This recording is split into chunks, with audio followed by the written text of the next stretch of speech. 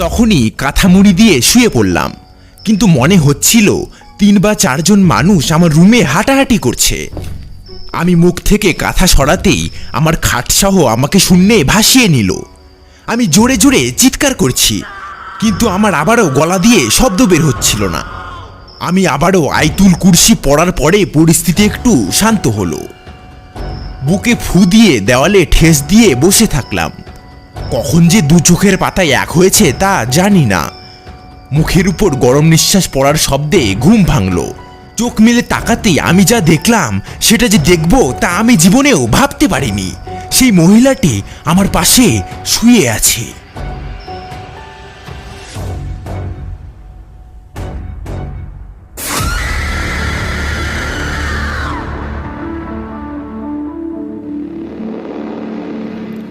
নমস্কার আমার প্রিয় শ্রোতা বন্ধুরা, প্রেত ভাণ্ডারের আরও একটি নতুন গল্পে আপনাদের সকলকে স্বাগত।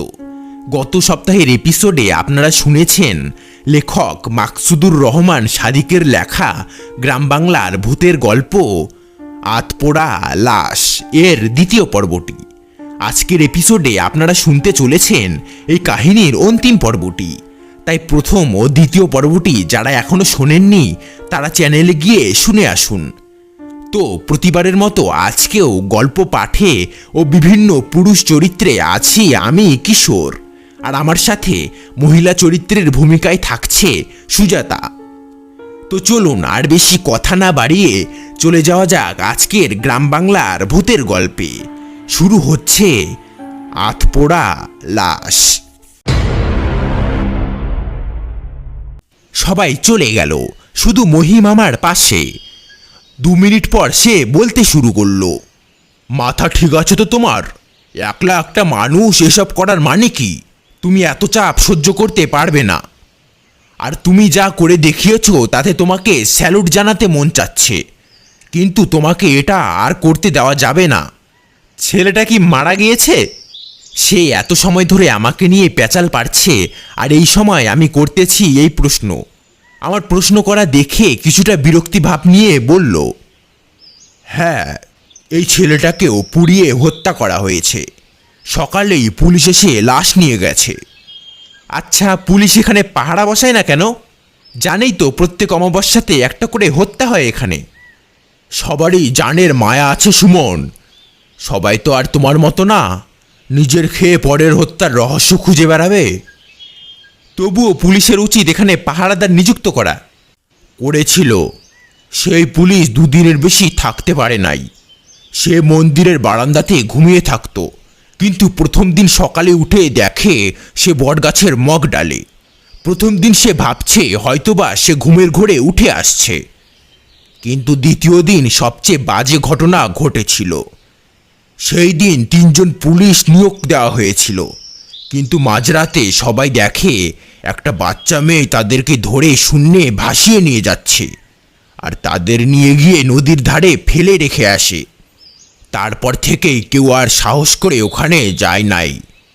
খুব পুরনো মন্দির হওয়াতে পুলিশ সিলগালা করেও সাহস পায় না। আমি আরেকটিবার ওই মন্দিরে যাব, তুমি কি আমাকে নিয়ে যাবে মহিম? তা যাওয়া যাবে, তবে সুস্থ হও। আমার জন্য কিছু খাবারের ব্যবস্থা করে সেদিনের মতো মহিম চলে গেল। সুস্থ হওয়ার সাথে সাথে আমি মহিমকে ফোন দিলাম মন্দিরে যাওয়ার জন্য। এতদিনে সবাই জেনে গেছে আমি এই ব্যাপারে কিছু করছি। সেদিন মহিমের সাথে বাসায় আসার পথে ঘটল এক বড় অঘটন। একটা গর্তে পা পড়ে মচকে গেল। প্রচণ্ড ব্যথায় কোকড়াতে থাকলাম। বাড়িতে এসে সেই আগের মতো অফিস থেকে লম্বা ছুটি। যতদিন না ব্যথা সারে ততদিনের ছুটি দিল। কয়েকদিন পার হওয়ার পরে ব্যথা থাকা সত্ত্বেও বাকি আরেক বন্ধুর খোঁজে বের হলাম, কিন্তু কেউ বলতে পারে না বাকি বন্ধুটি কে। অনেক খোঁজাখুঁজির পরে তার পরিচয় মিলল। তার বাসাতেও সেম অবস্থা। বাইরের কারোর সাথে তাদের ছেলের কথা বলতে দিবে না। অনেক আকুতি করার পরে আমাদের অনুমতি দেওয়া হলো। একটা অন্ধকার রুমে ছেলেটা এক কোণে বসে আছে। আমাদের ঢোকা দেখেই বলতে লাগলো, আমাকে আমাকে মারবেন না প্লিজ, আমি কিছু করি নাই, সব দোষ ওদের। ওরা প্ল্যান করে এগুলো করেছে, আমাকে প্লিজ ছেড়ে দিন। ছেলেটার কাছেও ভালো করে যাওয়া গেল না। সে হাত পা ছুঁড়তে থাকলো। বুঝলাম কিছু একটা নিয়ে সে ভীত। আমি তাকে দূর থেকেই প্রশ্ন করলাম, সেদিন কি হয়েছিল তোমার সাথে? আমাকে কিছু বলো। ছেলেটা শুধু বলতে থাকলো, আমি কিছু করি নাই, আমাকে ছেড়ে দিন। ছেলেটার নাম সিয়াম। তার বাবার কাছে এরকম ব্যাপারে জিজ্ঞেস করতেই বলল, আমার ছেলেটার কি হলো জানি না, খালি বলে বাবা এইখানে ওই মহিলা দাঁড়িয়ে আছে, আমাকে নিতে এসেছে, বাবা আমি যাব না। মহিলা কে? ওকে জিজ্ঞেস করেন নাই? জানি না বাবা, হঠাৎ করে আমার ভালো ছেলেটার কি যে হলো, ওর বন্ধুরা তো সবাই মারা গিয়েছে, আমার ছেলেটা বাঁচবে কি না আল্লাহই জানে। আল্লাহর উপর ভরসা রাখুন। সেদিনের মতো চলে আসলাম। সিয়ামের বাবাকে বলে আসলাম সিয়ামের অবস্থা ভালো হলে আমাদের জানাতে। তখনও আমার মাথা থেকে প্রাইভেট নাম্বার আর আগন্তুক ছেলেটার কথা সরেনি। আবারও সেই বাড়িটাতে গেলাম, জিজ্ঞাসা করলাম ছেলেটার ব্যাপারে। তিনি বললেন, তোমাকে মিথ্যা বলে কি লাভ? আমার ছেলেটা আজ প্রায় 10 মাস নিখোঁজ। তো সেদিন কেন বললেন আপনার ছেলে বেঁচে নেই? যে ছেলের 10 মাস কোনো খোঁজ থাকে না তাকে মৃত বলবো না তো কি বলবো? তার কাছ থেকে আর কিছু শোনা যাবে না। আমি তাই তার রুমে প্রবেশ করে কিছু পাই কিনা দেখতে লাগলাম। ছেলেটা কম্পিউটার ইঞ্জিনিয়ার নিয়ে লেখাপড়া করত। আইডি কার্ডে সব লেখা। একটা ভবিষ্যৎ ইঞ্জিনিয়ার হঠাৎ করে কেন গায়েব হবে? না অন্য কোনো উদ্দেশ্য আছে? একদিন ফোন আসলো সিয়ামের বাড়ি থেকে। সিয়াম নাকি স্বাভাবিক অবস্থায় ফিরে এসেছে। আমি সেদিন আবার গেলাম। সিয়ামের সাথে কথা হতে থাকলো। শুধু বলতে যাবে সেদিন কি হয়েছিল, তখনই সিয়ামের গলার স্বর হঠাৎ চেঞ্জ হয়ে গেল। মুহূর্তের মধ্যেই রুমের বাল্ব একবার জ্বলতে একবার নিভতে শুরু করলো। পুরোটা রুমে পোড়া মাংসের একটা ঝাঝালো গন্ধ বিদ্যমান হয়ে গেল। শুধু আমি আর সিয়াম ওই রুমে। রুমের দরজাটাও বাইরে থেকে আটকানো, খোলা যাচ্ছে না। তুই একে বাঁচাতে পারবি না, কোনোভাবেই না। নিজের ক্ষতি করতে না চাইলে আশা ছেড়ে দে। সিয়াম একটা অদ্ভুত ভয়েসে এভাবে কথা বলতে থাকলো। কিন্তু সিয়াম আমাকে বলেছে সিয়াম কিছু করেনি। অন্যায় যে করে আর অন্যায় যে সহে, দুজনেই সমান অপরাধী। এ কথা বলার পর সিয়ামের দেহ শূন্যে ভেসে উঠল। সে ছাদ থেকে উল্টো হয়ে হাঁটতে শুরু করলো। আমি আয়াতুল কুরসি পড়া শুরু করলাম। পরিস্থিতি ঠান্ডা হওয়ার সাথে সাথে রুমের দরজা খুলে গেল। সিয়ামের বাবা রুমে ঢুকে সোজা বারণ করে দিল আমি যেন সিয়ামকে ডিস্টার্ব না করি। চলে আসলাম সিয়ামদের বাড়ি থেকে। আর মাত্র 15 দিন পরে অমাবস্যা। আমাকে যা করার এর ভিতরেই করতে হবে। মহিমকে বললাম এইবার অমাবস্যাতে সে যেন আমার সাথে থাকে। মহিম রাজি হয়ে গেল। কিছুদিন যাবৎ মাথা থেকে সব রেখে শান্তিতে থাকতে চাচ্ছিলাম। এক কাপ কফি নিয়ে মনের অজান্তে কখন যে ব্যালকনিতে এসে দাঁড়িয়েছি তা খেয়ালই করিনি। সেই ছেলেটা শীষ বাজাতে বাজাতে রাস্তার ধার দিয়ে এগিয়ে চলছে। তার পিছনে আবছা অবয়ব দেখা যাচ্ছে। ভয়ে গায়ের কাটা শিউরে উঠল। তখনই কাঁথা মুড়ি দিয়ে শুয়ে পড়লাম। কিন্তু মনে হচ্ছিল 3 বা 4 জন মানুষ আমার রুমে হাঁটাহাঁটি করছে। আমি মুখ থেকে কাঁথা সরাতেই আমার খাটসহ আমাকে শূন্যে ভাসিয়ে দিল। আমি জোরে জোরে চিৎকার করছি, কিন্তু আমার আবারও গলা দিয়ে কোনো শব্দ বের হচ্ছিল না। আমি আবারও আয়াতুল কুরসি পড়ার পরে পরিস্থিতি একটু শান্ত হলো। বুকে ফু দিয়ে দেয়ালে ঠেস দিয়ে বসে পড়লাম। কখন যে 2 চোখের পাতা এক হয়েছে তা জানি না। মুখের উপর গরম নিঃশ্বাস পড়ার শব্দে ঘুম ভাঙল। চোখ মেলে তাকাতেই আমি যা দেখলাম সেটা যে দেখব তা আমি জীবনেও ভাবতে পারিনি। সেই মহিলাটা আমার পাশে শুয়ে আছে। যথারীতি আবারও সেন্সলেস হয়ে গেলাম। একা বাড়ি হওয়ায় যদি আমি চিৎকার করেও থাকি হয়তোবা কেউ শোনে নাই। সেদিন সকালে মহিমের সাথে সব শেয়ার করলাম। মহিম আমাকে বলল, অন্যের জন্য টেনশন করে কী লাভ সুমন? 10 জনের 9 জন মারা গিয়েছে, কেউ তাদের বাঁচাতে পারেনি। তুমি পারবা? আশা ছেড়ে দাও। কি যে বলো, আমি এর শেষ দেখে ছাড়ব। অমাবস্যার আর মাত্র 2 দিন বাকি আছে। আমি আর মহিম দুইজনেই অফিস থেকে ছুটি নিয়েছি। আগে থেকেই শিয়ামের বাড়ির আশেপাশে অবস্থান নিয়েছি, যাতে শিয়াম বের হলেই তাকে আটকানো যায়। অমাবস্যার রাতে শিয়াম তার রুমের পিছনের দরজা দিয়ে বের হয়ে গেল। আমরাও পিছনের দিকে থাকায় সহজে তাকে দেখতে পেলাম। আমরাও তার পিছন পিছন হাঁটতে থাকলাম। সে একটা ঘোরের মধ্যে হাঁটছিল, কোনো দিকে না তাকিয়ে সোজা মন্দিরটার দিকে চলে যেতে থাকলো। কিন্তু হঠাৎ করে শিয়াম তার গতিপথ পরিবর্তন করে একটা পরিত্যক্ত বাড়ির দিকে হাঁটা শুরু করলো। আমরা মনে করলাম আমাদের পরিস্থিতি টের পেয়েছে হয়তোবা। পিছনে তাকিয়ে দেখি মহিম নেই। আমার মনের কোণে তখন চারিদিকের ভয়ে জমতে থাকলো। মুহূর্তের মধ্যে কোথায় গায়েব হয়ে গেল? এবার আমি কাকে খুঁজব? শিয়াম ক্রমশ দূরে যেতে থাকলো এবং একসময় সে অন্ধকারে মিলিয়ে গেল। আমি মহিমকে খুঁজে পেলাম না। আমাকে অসহায় মনে হচ্ছিল তখন।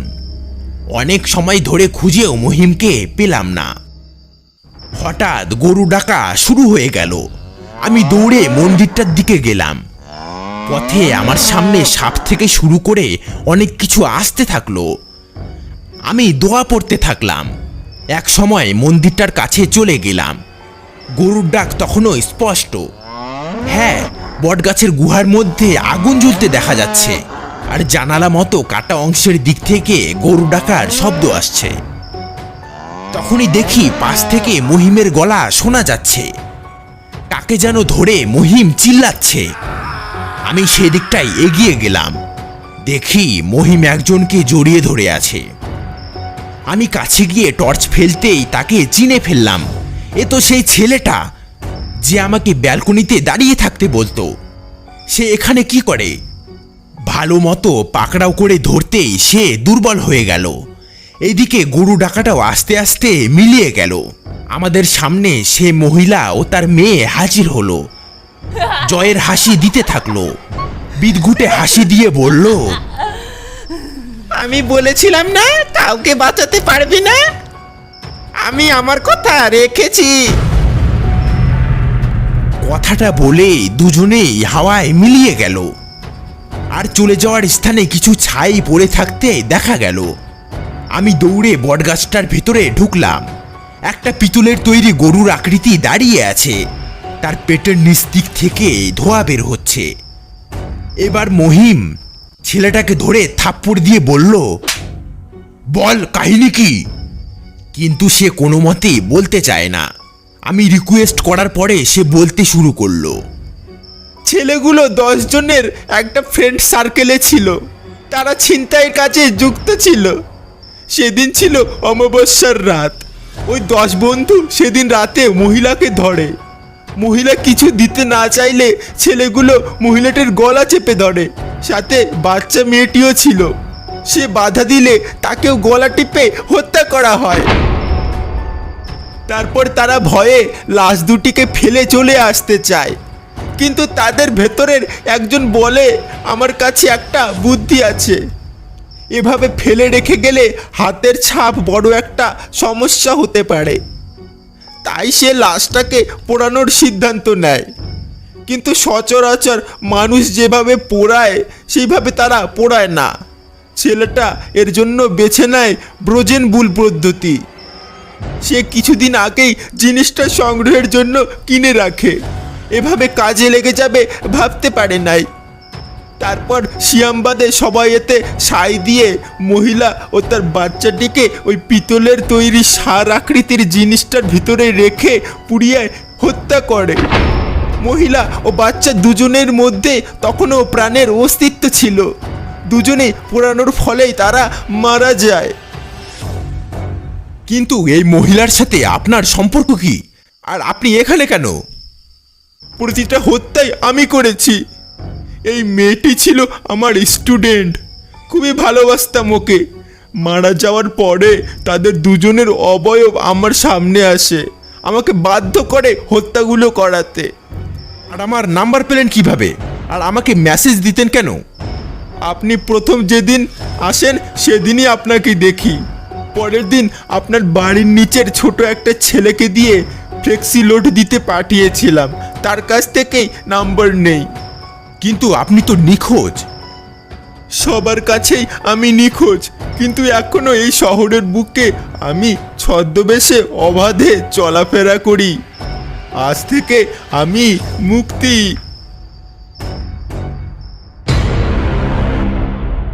শুনলেন লেখক মাকসুদুর রহমান সাদিকের লেখা গ্রাম বাংলার ভূতের গল্প আতপোড়া লাশ। এই কাহিনীর 3টি পর্ব আপনাদের কেমন লাগলো তা কমেন্টে জানাতে ভুলবেন না। ভালো লাগলে একটি লাইক করে চ্যানেলটি সাবস্ক্রাইব করে দিন, কারণ আমি প্রতি সপ্তাহে শনিবার অথবা রবিবারে ঠিক রাত 9:45 এরকম ভৌতিক কাহিনী নিয়ে চলে আসি। তো দেখা হচ্ছে আগামী শনিবার অথবা রবিবারে ঠিক রাত 9:45 নতুন একটি ভৌতিক কাহিনী নিয়ে। ততক্ষণ পর্যন্ত চোখ রাখুন প্রেত ভান্ডার চ্যানেলে।